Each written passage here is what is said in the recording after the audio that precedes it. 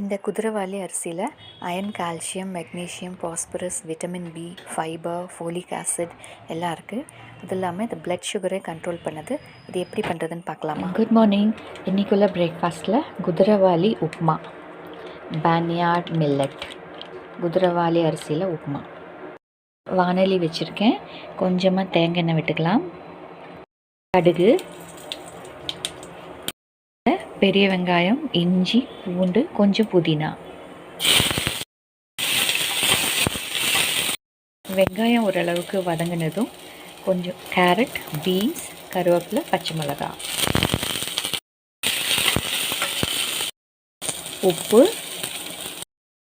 கொஞ்சமாக மஞ்சப்பொடி. நான் இதில் ஒரு 3/4 டம்ளர் அளவுக்கு அந்த குதிரைவாலி அரிசி எடுத்திருக்கேன். அந்த அரிசிக்கு டபுளாக நம்ம தண்ணி ஊற்றிக்கலாம்.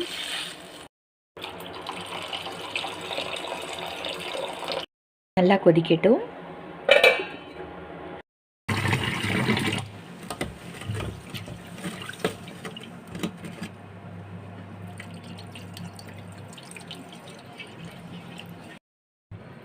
அரிசியை நல்லா கழுவி எடுத்துக்கலாம்.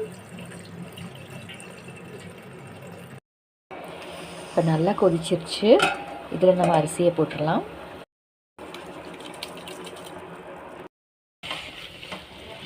தண்ணியெல்லாம் வற்றி நல்லா வெந்துருச்சு.